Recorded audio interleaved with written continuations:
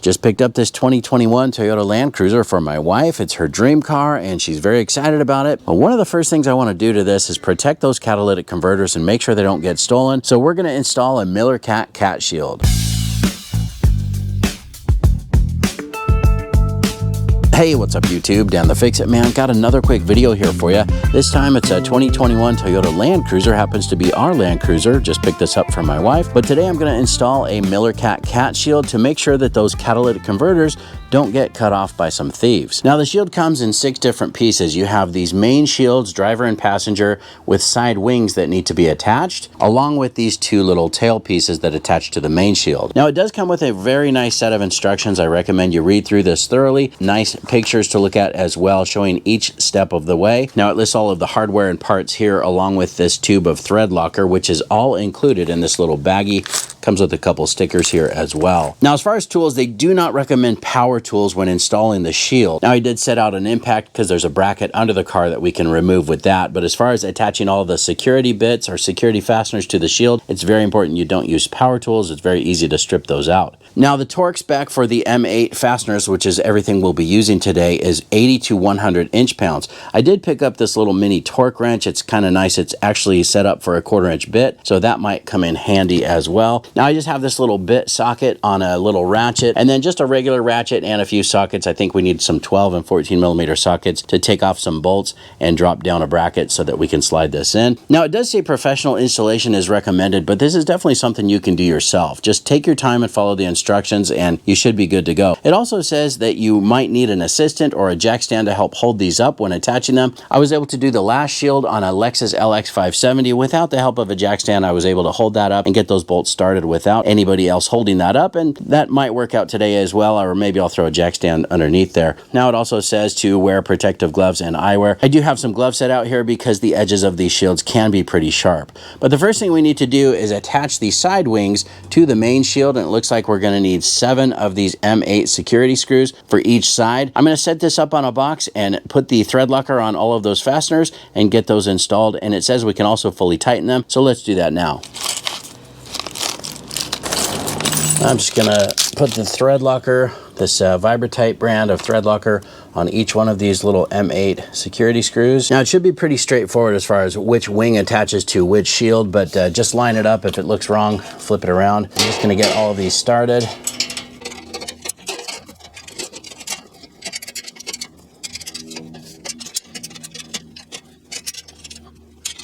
And here's our security bit. Just gonna pop it in this little bit ratchet.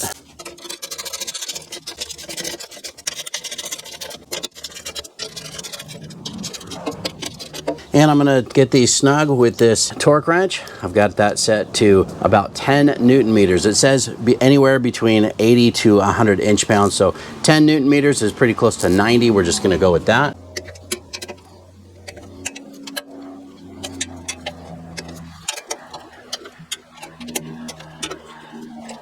I just set this on a little box. It just made it a little bit easier to attach that wing. Now we can do the same for the other side.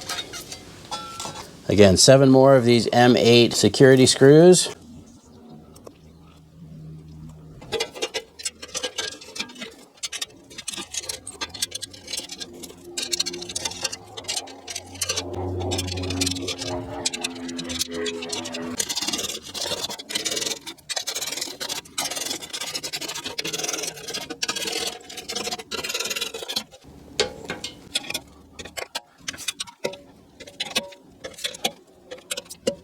Now it says that there's 4 bolts to take off this plastic engine cover. There's one right here, one over here, and then these 2 right here.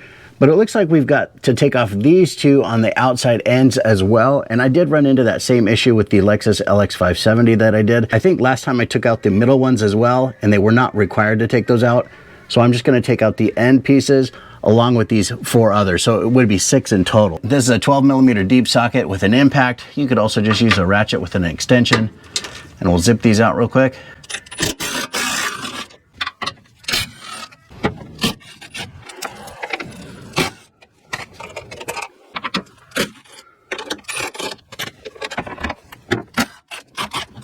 All right, and then we can just pull that plastic cover back. Just set that out of the way. All right, now we need to partially remove this transmission oil pan protector assembly. We're just gonna take off the two driver's side bolts, and then we're gonna loosen the passenger side bolts so that we can fit the shield in between here and reinstall these bolts. These are a 14mm socket. Now I'm just gonna loosen these two so that this will drop down a little bit and allow us to fit that in between. All right, now here's where an extra set of hands would be nice, or a jack stand, but I think I can do this. I'm just gonna angle this and fit it underneath there and up into place while I get these bolts started.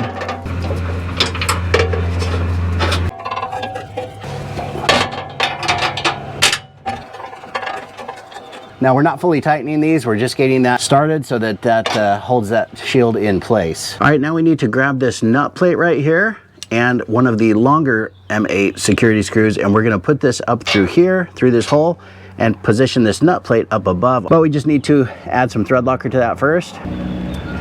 Whoops, way too much. Perfect. Now it's important when you position this nut plate that this part that sticks out faces up. And see if we can just hold that with my hand and get that started. Just leave it loose for right now. All right, now we're gonna install the main shield here on the passenger side. So it's kind of the same process. Now these ones are already loose, and now I'm gonna remove the passenger side bolts from this transmission oil pan protector. All right, we'll see if we can do this again without a jack stand.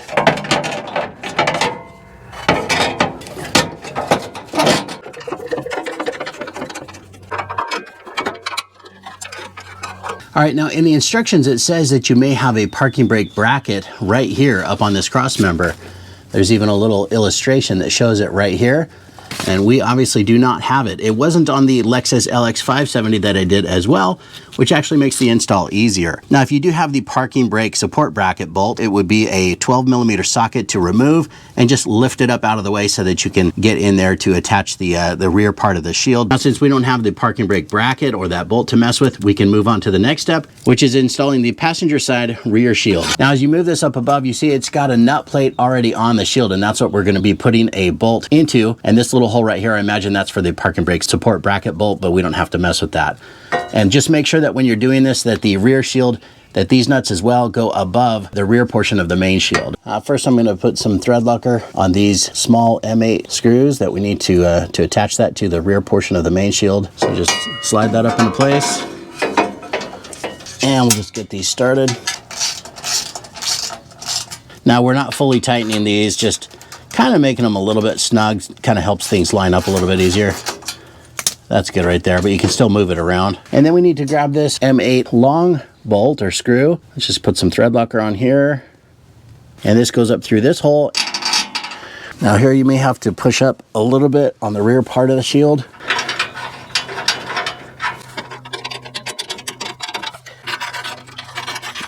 Now, if you have the parking brake support bracket, you're gonna wanna make sure that that bracket sits up on top of this rear portion of the shield and that you can get that bolt started. I can actually feel with my finger, there is a hole, so you could actually get that lined up and started. Now, in our case, we don't have that bracket, so don't have to worry about it. All right, now over here on the driver's side, we need to loosen this heat shield so that we can use this hole right here. We're actually gonna replace this bolt, but we just need to loosen these two here.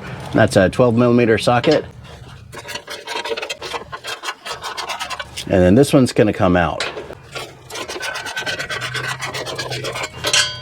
So this bolt right here is not going to be reused. We're gonna replace that with a security screw. All right, now I'm gonna put some thread locker on these security screws that we're gonna use to attach the rear part of the shield to the driver's side.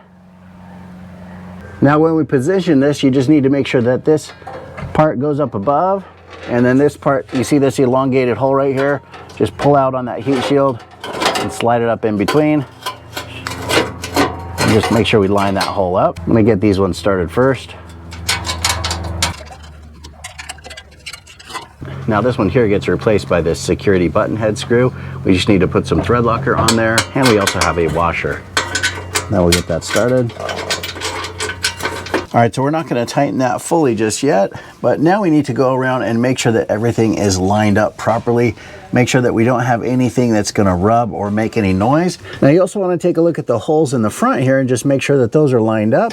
Keep in mind, you can still move this shield around if you need to, but right there, that looks pretty good. Now, once you have everything lined up, now we can start our tightening sequence. First, we're going to tighten these transmission pan bracket bolts, all 4 of them.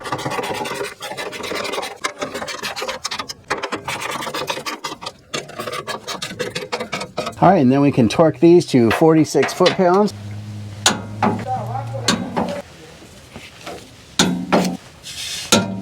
All right, now we can fully tighten this long screw that goes up through the transmission cross member, including these 2 screws that attach the rear shield to the main shield. Just remember, you're gonna have to have one hand up above to hold that nut plate or keep that from spinning. We're just gonna use the little inch-pound torque wrench and get these tightened to 80 to 100 inch-pounds.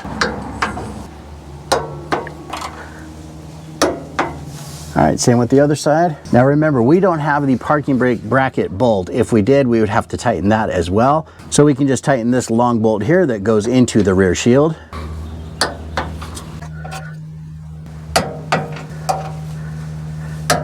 All right, now we can fully tighten this M8 button head screw right here on this heat shield. And then using a 12mm socket, we can tighten these 2 bolts here.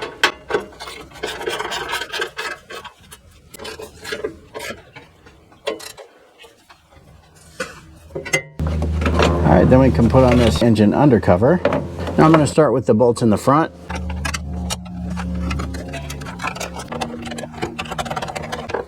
And then we'll do these 2 here.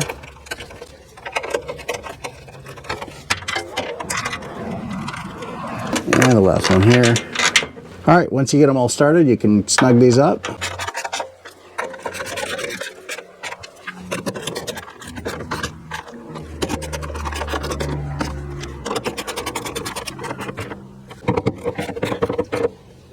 And that's it, we are done. These catalytic converters are now protected. The MillerCat CAT Shield is installed. That is very heavy duty, very, very tough. I mean, this is almost like some armor underneath the vehicle. I think thieves would have a really hard time getting to these catalytic converters now. They're very well protected, would be very difficult to cut them off, and of course would make a lot of noise. Well, I got to tell you guys, this is the first upgrade we're doing to this 2021 Land Cruiser that we purchased, and you know, we absolutely love this vehicle, and that would be very devastating to have these catalytic converters stolen. I'm really excited that these are on now and I can sleep a little bit easier. I mean, if you've had your catalytic converters already stolen and that's why you're watching this video, I'm very sorry. It's terrible, you feel violated, and it's just an awful experience to go through. They've passed lots of laws here in California that make it illegal to sell a catalytic converter without proof that it was yours, but that just doesn't seem to be helping. Unfortunately, catalytic converter theft is not going away. It just keeps happening. You know, just one neighborhood over, I just was talking to someone and they said that theirs got stolen in the middle of the night. You know, even if you do have insurance, you know, the cost of the deductible, the hassle of getting a rental car, and these are very expensive from the factory. And in California, that's the only ones that we can use. This is probably the 10th or 11th CAT Shield that I've installed from MillerCat, and I've been very impressed with their quality, their service, and it just does what it's supposed to do. It protects those catalytic converters. It is a bit of an investment, but it definitely is worth it. And of course, if it's happened to you already, I would highly recommend